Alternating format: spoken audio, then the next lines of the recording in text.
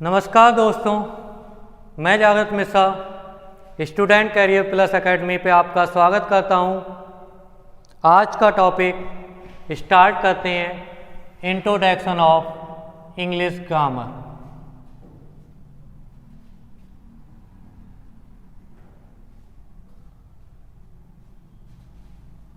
बात करते हैं इंग्लिश ग्रामर से रिलेटिव।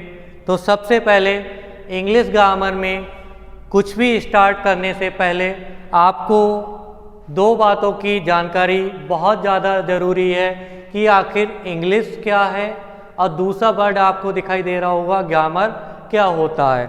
तो आप ग्रामर का अर्थ जानते होंगे। ग्रामर किसे कहते हैं? आपके कोई भी रूल्स को, यानी कि आपका रूल ऑफ लैंग्वेज, किसी भी लैंग्वेज के नियम को क्या कहते हैं? आप ग्रामर कहते हैं। व्याकरण नाम से आप जानते हैं, और इसे आप कायदा भी उर्दू में कहते हैं। कायदा का अर्थ भी आपका क्या होता है? नियम होता है। यानी कि आप अगर नॉर्मली एग्जाम्पल से समझें तो एक सिंपल एग्जाम्पल देता हूँ कि आपने देखा होगा एक बाउंड्री होती है। आप जब भी मैच खेलते होंगे तो एक बाउंड्री रख दी जाती है, उस बाउंड्री पे कुछ नियम बना दिए जाते हैं। अगर आपके इस बाउंड्री पर इस पिच से अगर आप बॉल को सीधा मारते हैं, कहीं पर भी ज़मीन से वो बॉल टच नहीं करती है, तो कितना कहलाता है? 6। और अगर वही बॉल कहीं पर ज़मीन से टच होके जाती है तो वही क्या कहलाएगा? 4। ये क्या है? एक नियम है। यानी कि मैच जो है फील्ड में आपके नियम बनाए गए हैं कि किस नियम से कैसे मैच को खेला जाएगा। इसी प्रकार किसी लैंग्वेज को किन नियमों द्वारा समझा जाता है, यानी कि किसी लैंग्वेज को कंप्लीट करने के लिए, किसी वाक्य को बनाने के लिए, किसी भी चीज़ को किसी नियम के द्वारा बनाना क्या कहलाता है? आपका ग्रामर कहलाता है। अगर बात करें इंग्लिश की, तो इंग्लिश आपकी क्या है? इंग्लिश आपकी एक तो लैंग्वेज है, और ये एक सब्जेक्ट भी है। बात करें कि प्रत्येक सब्जेक्ट एक लैंग्वेज नहीं होता। जैसे मैथ आपका एक सब्जेक्ट है, लैंग्वेज नहीं है। सब्जेक्ट वह होता है जो कि एक फील्ड में हो, उसकी विस्तृत जानकारी हो, डेप्थ जानकारी आपकी किसी भी फील्ड में ज़्यादा गहराई से मिले, उसकी लैंग्वेज क्या कहलाता है? वो सब्जेक्ट कहलाता है। लैंग्वेज क्या होती है? लैंग्वेज आपकी कम्युनिकेट करना। लैंग्वेज का अर्थ क्या होता है? आपकी भाषा। और भाषा का क्या करते हैं आप? आदान प्रदान करते हैं। जो आपकी लैंग्वेज है, हिंदी भी आपकी लैंग्वेज है, यानी कि अगर आप हिंदी में बोलते हैं, संस्कृत में बोलते हैं, उर्दू में बोलते हैं, ये सभी आपकी अलग अलग प्रकार की लैंग्वेज होती हैं। आपकी बोलियां अलग होती हैं, लैंग्वेज अलग होती है। अभी डिफाइन करेंगे, पहले जानते हैं लैंग्वेज क्या होती है। तो देखिए लैंग्वेज क्या है? Language is a medium which can express once ideas, feeling, message. यानी कि किसी व्यक्ति के, यहाँ पर वंश, यहाँ पर कौन सा लिया गया है? ONES, यानी कि ये आपकी डेफिनेशन है लैंग्वेज की।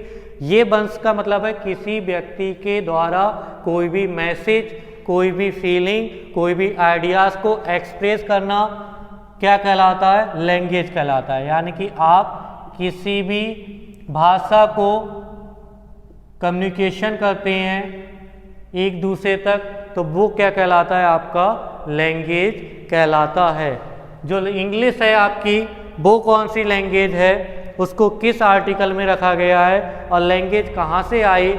सबसे पहले बात करते हैं आपकी 1950 में आपका संविधान जब बन गया था, तो संविधान में आपकी एक अनुसूची होती है, शेड्यूल आपका 8 नंबर का। कितने शेड्यूल पहले संविधान में थे? 8 शेड्यूल थे। और जो 8वां शेड्यूल था आपका, वही किसका था? लैंग्वेज का था। तो कितने आपके शेड्यूल थे आपके 8। कितनी अनुसूचियां थी 8। उस 8 अनुसूची में जो 8 शेड्यूल था वो किसका था आपका लैंग्वेज का था। उस समय आपकी लैंग्वेज कितनी थी आपकी 14 लैंग्वेज की थी। कितनी लैंग्वेज थी 14। बाद में ये शेड्यूल कितने हो गए थे 12। कितने शेड्यूल बन गए थे 12। उसमें लैंग्वेज कितनी जोड़ दी गई थी बाद में 8 शेड्यूल में ही लैंग्वेज रखी गई। शेड्यूल आपके गिनती में बढ़ गए, अनुसूचियां 12 हो गई, लेकिन आपकी जो लैंग्वेज जो भाषा है वो 8वीं अनुसूची में ही रखी गई। कितनी और जोड़ दी गई बाद में 22। इसी 22 को क्या कहते हैं आप मॉडर्न इंडियन लैंग्वेज। किस नाम से आप जानते हैं इसको मॉडर्न इंडियन लैंग्वेज। यानी कि आपकी मॉडर्न इंडियन आधुनिक जो भारत की भाषाएं हैं, पहले आपकी कितनी ऑफिशियल लैंग्वेज थी 14, कितनी हो गई 22। तो ये आपके शेड्यूल में लैंग्वेज को रखा गया है 8 शेड्यूल में, और उस लैंग्वेज में आपकी एक इंग्लिश लैंग्वेज है जो कि आर्टिकल आपका अगर बात करते हैं, ये भी आपका क्वेश्चन कई एग्जामों में कई टाइप से पूछा जाता है। अगर बात करते हैं हिंदी की, तो हिंदी आपकी क्या है देवनागरी लिपि है। कौन सी आपकी है देवनागरी लिपि। इस देवनागरी लिपि में क्या है, इस देवनागरी लिपि में बात करते हैं हिंदी को कौन से आर्टिकल में रखा गया है, तो 343 आर्टिकल में रखा गया है। इस आर्टिकल में आपका हिंदी लैंग्वेज को रखा गया है। इंग्लिश लैंग्वेज को कौन से आर्टिकल में रखा गया है, तो जो आपकी इंग्लिश लैंग्वेज है उसको 343 आपका फर्स्ट नंबर के आर्टिकल में रखा गया है। यानी कि इसको 344 का भी कह सकते हैं। इस आर्टिकल में इसको क्या रखा गया है इंग्लिश। यहीं पर बात करते हैं ये देवनागरी लिपि है, इसकी फैमिली क्या होती है, तो इसको इंडो यूरोपियन फैमिली में रखा गया है। किस फैमिली में आपका रखा गया है, ये इंडो यूरोपियन फैमिली से बिलोंग करती है। कौन सी भाषा का शब्द है ये लैटिन भाषा का शब्द है आपकी। अब बात करते हैं इंग्लिश आपका 343 फर्स्ट में रखा गया है। इसमें आपका जो लैंग्वेज है इंग्लिश है, इसको लैंग्वेज को कम्युनिकेट करना किसी नियम के द्वारा, वही क्या कहलाता है आपका इंग्लिश ग्रामर कहलाता है। अगर इंग्लिश के बारे में और डिटेल में अगर आपसे पूछा जाता है तो ये पूछा जाता है कि बताइए इस इंग्लिश को इंडिया में कौन सी लैंग्वेज कहा जाता है, तो इसको इंडिया में कौन सी लैंग्वेज आपका कहा जाता है सेकंड लैंग्वेज। एनसीएफ के अनुसार आपकी एनसीएफ ने कहा कि ये आपकी सेकंड लैंग्वेज भी है और ये आपकी इंडिया में ग्लोबल लैंग्वेज भी है। ये जो इंग्लिश है इंडिया में सेकंड लैंग्वेज तब है जब आपका अलग अलग बोला जाता है, लेकिन आपकी इंडिया में जब पूछा जाता है तो इंग्लिश को सेकंड लैंग्वेज कहा जाता है। लेकिन इंडिया में अगर किसी कम्युनिटी में किसी भी समुदाय में क्या होगा, विभिन्न बोलियों के लोग रहते हैं, विभिन्न भाषाओं को बोलने वाले लोग रहते हैं, तो उसी को इंग्लिश को अगर पूछा जाता है इंडिया में तो कौन सी लैंग्वेज कहा गया एनसीएफ के अनुसार ग्लोबल लैंग्वेज बताया गया है। बात करते हैं अगर लैंग्वेज की भाषा की इंग्लिश के भाषा की, तो इंग्लिश की भाषा बनी कैसे, इंग्लिश की भाषा कहाँ से बनी। लैंग्वेज को बोलने के लिए किसकी आवश्यकता होती है, कहाँ से लैंग्वेज उत्पन्न होती है। देखिए जब भी कोई भी चीज़ हम माइंड में सोचते हैं तो माइंड में कहाँ से होती है, हृदय से वो कहाँ जाती है, माइंड में पहुँचती है। माइंड क्या करता है, उसी चीज़ को अपने स्वर तंत्र का, जिसे आप वोकल कॉर्ड कहते हैं, वोकल कॉर्ड में पहुँचाता है। किस में पहुँचाता है आपका ये कोई भी हम सोचते हैं, विचार करते हैं, वो सबसे पहले वोकल कॉर्ड में पहुंचता है। वोकल कॉर्ड के द्वारा एक ध्वनि निकलती है, साउंड प्रोड्यूस होता है, यानी कि साउंड बनता है। वह साउंड दो पार्टों में डिवाइड होता है। आप एक तो कहते हैं वॉवेल और दूसरा आप किस नाम से जानते हैं उसको, कॉन्सोनेंट। यानी कि आपके स्वर होते हैं और व्यंजन होते हैं। क्या होता है वॉवेल, क्या होता है कॉन्सोनेंट और क्या होता है साउंड। जब ये वोकल कॉर्ड से, स्वर तंत्रिका से आपकी कोई भी ध्वनि निकलती है तो वो कितनी क्या होती है, वॉवेल होती है। तो वॉवेल आपके कितने होते हैं, 20 वॉवेल होते हैं। साउंड के वॉवेल कितने होते हैं, 20 वॉवेल।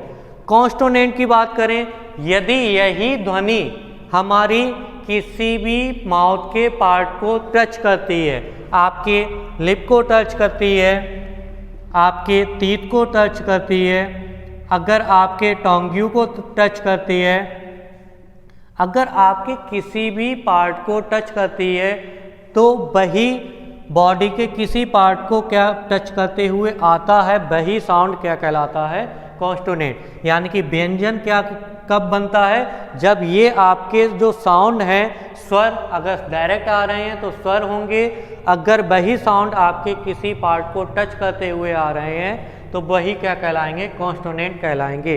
इनकी संख्या आपकी कितनी होती है, 24। अगर मैं इन दोनों को मिला दूं तो आपके साउंड की संख्या कितनी होती है, 44। आप सिंपल सा एग्जाम्पल से समझिए। देखिए, एक बच्चा जब जन्म लेता है तो जन्म लेने के बाद वो साउंड निकालता है, ध्वनि निकालता है, आवाज़ निकालता है। जब वो आवाज़ निकालता है तो उसकी आवाज़ किस में निकलती है, वॉवेल में। धीरे धीरे वो अपने होंठों का प्रयोग करना कैसे सीखता है, वो देखता है, उससे बोला जाता है बताओ मामा बोलो, पापा बोलो, मम बोलो।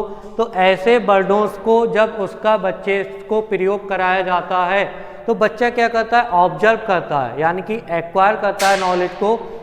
एक्वायर करने के बाद वो देखता है कि ये इसमें होंठों का प्रयोग हो रहा है। वो होंठों का प्रयोग करके पापा बोल सकता है, दादा बोल सकता है, मामा बोल सकता है। तो किसी भी पार्ट का, बॉडी के पार्ट का प्रयोग करके, माउथ के पार्ट का प्रयोग करके क्या बन जाता है, वही आपका वॉवेल कॉन्सोनेंट में कन्वर्ट हो जाता है, जिनकी संख्या आपकी 24 है और वॉवेल की संख्या आपकी 20 है। अब ये तो बात रही, आपने तो पढ़ा है कि 5 वॉवेल होते हैं, 21 कॉन्सोनेंट होते हैं। इसकी भी चर्चा करते हैं। देखिए, आपने लैंग्वेज देखा, किसी भी भाषा को कम्युनिकेट करना लैंग्वेज कहलाता है। इंग्लिश आपकी एक लैंग्वेज है और साथ में ये एक सब्जेक्ट भी है जिसको आप डिटेल से सीखते हैं। बात करेंगे वॉवेल की, तो यही साउंड आगे चल के किस में कन्वर्ट बनता है, जाके लेटर में।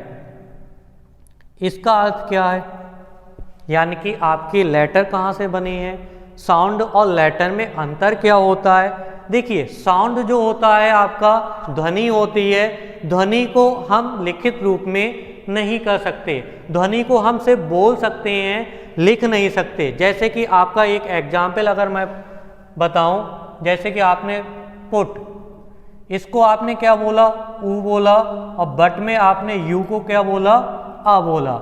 ये है वट और ये है पुट। पुट में ऊ की ध्वनि आ रही है इस यू की, और इसकी किस क्या आ रही है, आ की ध्वनि आ रही है। ये ध्वनि यानी कि साउंड जब आप बोल रहे हैं उसको किसी लिखित रूप में बनाना क्या कहलाया गया, लेटर्स बने। क्या बने, लेटर्स। जिसको आप लेटर्स को किस में बनाया आपने, अल्फ़ाबेट में। देखिए, अल्फ़ाबेट्स अगर आप लगा देंगे तो ये वर्णमालाएं हो जाएंगी। आप एक इंग्लिश की लैंग्वेज की वर्णमाला कह रहे हैं तो अल्फ़ाबेट बोलेंगे, इसे क्या बोलेंगे, अल्फ़ाबेट। तो अल्फ़ाबेट आपके कितने होंगे, ए बी सी डी, ये स्मॉल अल्फ़ाबेट होते हैं। आपके ये कैपिटल अल्फ़ाबेट होते हैं। आपने ये पढ़ा होगा, ये जेड है और ये जेड कहाँ तक होते हैं आपके, ए से लेके जेड तक। इन्हीं का क्रम व्यवस्थित होना अल्फ़ाबेट यानी कि वर्णमाला होगा। अगर क्रम व्यवस्थित नहीं है तो यही क्या कहलाते हैं, आपके अक्षर, लेटर कहलाते हैं। बात करते हैं लेटर की, तो लेटर में अगर आपसे पूछा जाता है कि बताइए कितने होते हैं, तो आपके वॉवेल कितने होते हैं और कॉन्सोनेंट कितने होते हैं, ये आपने पढ़ा है। वॉवेल कितने होंगे और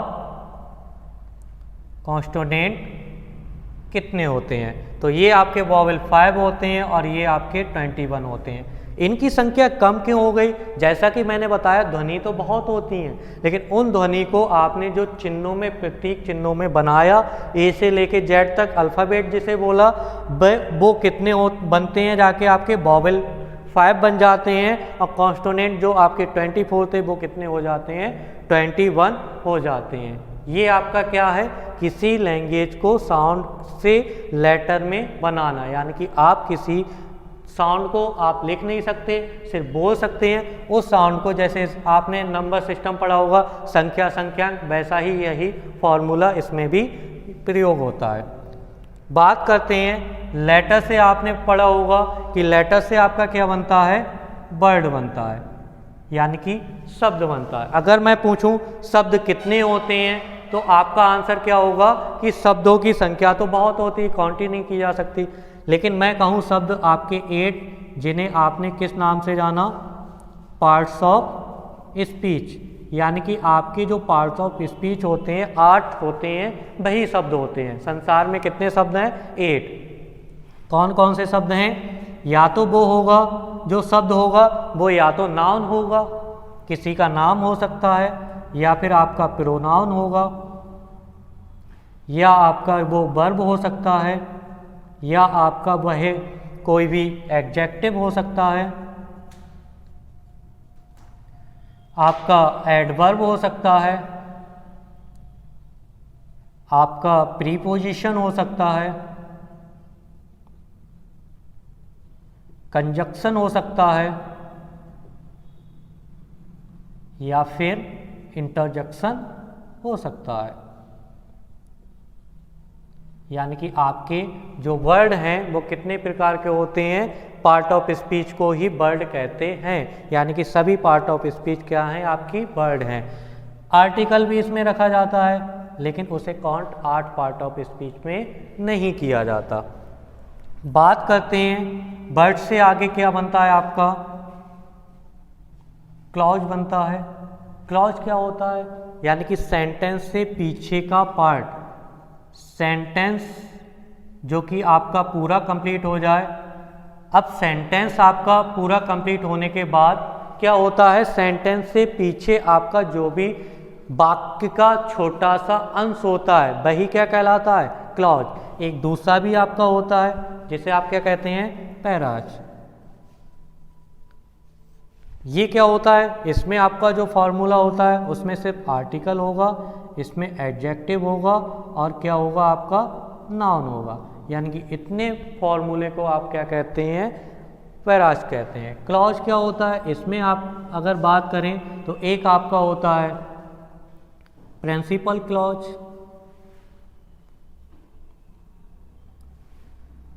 दूसरा आपका क्या होता है, सबऑर्डिनेट क्लॉज, और तीसरा आपका क्या होगा, कोऑर्डिनेट क्लॉज। यानी कि आप बात कर रहे हैं सेंटेंस से पहले वाक्य के अंश का, तो ये वाक्यांश होता है। सेंटेंस की बात करते हैं तो सेंटेंस जो होता है वो टेंस का पार्ट होता है, यानी कि कोई टेंस होगा, कोई स्ट्रक्चर रहा होगा, टेंस आपका होगा, कोई भी उसका स्ट्रक्चर रहा होगा, तो वो क्या बनाता है, आपका सेंटेंस बनाता है। सेंटेंस की बात करें तो आपने डेफिनेशन सीखी होगी बचपन में कि सेंटेंस क्या होता है, sentence is a group of word. क्या होता है सेंटेंस, एक सब वर्ड का यानी कि शब्दों का समूह होता है, वही क्या कहलाता है, सेंटेंस। लेकिन डेफिनेशन आपकी कंप्लीट नहीं हुई, आपने उसके आगे सीखा होगा which make a meaningful sense, जिसका एक अर्थ निकलना चाहिए। क्या होना चाहिए, मीनिंगफुल सेंस। मीनिंगफुल सेंस का अर्थ क्या है, यानी कि उसमें कंप्लीट आपका जो भी आइडिया दिया जा रहा है, कंप्लीट उसका एक्सप्रेस जो भी बात को किया जा रहा है वो कंप्लीटली होनी चाहिए। और तीसरा आपका क्या होना चाहिए, इसमें डेफिनेट ऑर्डर होना चाहिए। यानी कि अगर किसी सेंटेंस में आपका ग्रुप ऑफ वर्ड्स है, मीनिंगफुल सेंस है और डेफिनेट ऑर्डर है तो वही आपका क्या कहलाएगा, सेंटेंस कहलाता है। आपने सेंटेंस के बारे में, ये तो इंटर की नॉलेज हो गई, हाई स्कूल की हो गई, 8th क्लास की हो गई, यानी कि ये नॉलेज आपने 8th क्लास तक ऑब्जर्व की है। लेकिन कॉम्पिटिटिव एग्जाम में जब आप आते हैं, एसएससी के एग्जामों में आते हैं, तो जो आपने सीखा है वो तो यूज होता ही है, साथ में आपको इंग्लिश ग्रामर में और भी नियम को सीखना पड़ता है। यानी कि नाउन की डेफिनेशन जो आपने याद की है, a noun is a name of person, place और थिंग, ये डेफिनेशन यहाँ कॉम्पिटिटिव एग्जाम में फेल हो जाती है। यानी कि नाउन की कई डेफिनेशन बनती हैं जिससे कई प्रकार के क्वेश्चन पूछे जाते हैं। लेकिन फेल होने का मतलब ये नहीं है कि ये डेफिनेशन बेकार है, वो भी डेफिनेशन यूजफुल है क्योंकि वो इसके बेसिक को बताती है। लेकिन कॉम्पिटिटिव एग्जाम में बेसिक जानकारी ना होते हुए कॉम्पिटिटिव जानकारी होनी चाहिए। कॉम्पिटिटिव एग्जाम की जानकारी के लिए आपको उसकी विस्तृत नॉलेज होनी चाहिए, कोई से भी टॉपिक की, चाहे वो पार्ट ऑफ स्पीच हो, चाहे वह सेंटेंस हो। सेंटेंस के बारे में अगर बात करूं तो सेंटेंस आपने पढ़ा होगा कि सेंटेंस आपका क्या होता है, सब्जेक्ट होता है और किस में डिवाइड होता है, प्रेडिकेट में, सब्जेक्ट में और प्रेडिकेट। आपने पढ़ा होगा कि जो वर्ब से पहले होता है वो आपका सब्जेक्ट होता है, वर्ब के बाद होता है वो क्या होता है, प्रेडिकेट होता है। लेकिन ये थ्योरी आपने बेसिक पढ़ी हुई है। मैंने कहा कॉम्पिटिटिव एग्जाम में थ्योरी को डिटेल में समझना पड़ता है, चाहे आपका कोई सा भी टॉपिक हो, चाहे आप लैंग्वेज को क्यों ना सीख रहे हो, उसका भी टॉपिक डिटेल में सीखना पड़ता है। बात करते हैं सब्जेक्ट, तो सब्जेक्ट जो होता है वो किसका रिप्लाई देता है, आपका व्हाट का और हु का। यानी कि जो व्हाट और हु का रिप्लाई दे वो सब्जेक्ट होगा और सब्जेक्ट ही क्या होता है, नाउन होता है। यानी कि नाउन जो होता है वो आपके सब्जेक्ट और ऑब्जेक्ट के स्थान पे आता है। अगर मैं नाउन को डिफाइन करूं तो नाउन आपका सब्जेक्ट और ऑब्जेक्ट के स्थान पर आएगा। सब्जेक्ट जो मैंने बताया अभी आपका, जो व्हाट और हु का रिप्लाई दे वो आपका सब्जेक्ट होगा। ऑब्जेक्ट क्या होगा, जो आपका व्हाट, हु और हुम का रिप्लाई दे वो आपका क्या होगा, ऑब्जेक्ट होगा। यानी कि आपको एक टॉपिक को दूसरे से रिलेटिव करके इंग्लिश को सीखना है बेसिक से। देखिए इंग्लिश कोई भी इतना हार्ड सब्जेक्ट नहीं है, आप उसको अगर बेसिक से सीखते हैं और कॉम्पिटिटिव एग्जाम में तक ले जाते हैं, यानी कि आप उसके लेवल को बढ़ाते रहते हैं, तब आपको इंग्लिश बहुत आसान लगेगी। देखिए चूंकि ये लैंग्वेज है तो लैंग्वेज को सीखने में थोड़ी तो दिक्कत आती है। आप कोई भी नई लैंग्वेज को सीखते हैं तो थोड़ी सी परेशानी, उसके नियम को जानना पड़ता है। अगर आपको अल्फ़ाबेट याद नहीं है, पहले अल्फ़ाबेट सीखते हैं, फिर लेटर सीखते हैं, उससे शब्द बनाना सीखते हैं, फिर उसके बाद उसके सेंटेंस को सीखते हैं। बात करते हैं प्रेडिकेट की, तो प्रेडिकेट को आपने कितने भागों में बांटा। प्रेडिकेट में आपकी वर्ब्स आ जाती हैं, क्या आ जाती हैं, वर्ब्स आ जाती हैं। वर्ब भी आपकी हेल्पिंग वर्ब होती है और एक आपकी मेन वर्ब होती है। ये भी आपकी दो टाइप की होती हैं। इसमें आपका प्रेडिकेट में क्या आ जाता है, ऑब्जेक्ट। ऑब्जेक्ट भी आपका दो प्रकार का होता है, एक आपका डायरेक्ट ऑब्जेक्ट और दूसरा आपका कौन सा, इनडायरेक्ट ऑब्जेक्ट। यानी कि ये भी आपके दो प्रकार के होते हैं। अब बात करते हैं कि एक होता है आपका कंप्लीमेंट। क्या होता है, कंप्लीमेंट। यानी कि आपका प्रेडिकेट वर्ब ऑब्जेक्ट कंप्लीमेंट का हिस्सा होता है। ऑब्जेक्ट जो होता है मैंने अभी बताया, ऑब्जेक्ट में कितने रिप्लाई होते हैं, या तो व्हाट का रिप्लाई आए, या हु का रिप्लाई आए, या हुम का रिप्लाई आए, तो यही क्या कहलाता है, आपका ऑब्जेक्ट कहलाता है, जो कि सब्जेक्ट और ऑब्जेक्ट किसका पार्ट है, नाउन का। यानी कि नाउन सब्जेक्ट और ऑब्जेक्ट के ही स्थान पे आता है। अब बात करते हैं लैंग्वेज की, तो लैंग्वेज को, इंग्लिश लैंग्वेज है, लैंग्वेज को आप क्या करते हैं, दो प्रकार से गहन करते हैं। किसी भी लैंग्वेज, किसी भी, चाहे वो इंग्लिश हो, हिंदी हो, किसी भी लैंग्वेज को दो प्रकार से आप उसको एक्वायर करते हैं। क्या करते हैं, आप उस लैंग्वेज को एक्वायर करते हैं, अर्जित करते हैं। किस प्रकार से अर्जित करते हैं, या तो आप उसका, उस लैंग्वेज का एक्विजिशन कर रहे हैं, जिसे आप क्या बोलते हैं, लैंग्वेज एक्विजिशन, यानी कि उस लैंग्वेज को क्या कर रहे हैं आप, अर्जित कर रहे हैं या फिर अर्जन कर रहे हैं उस लैंग्वेज का।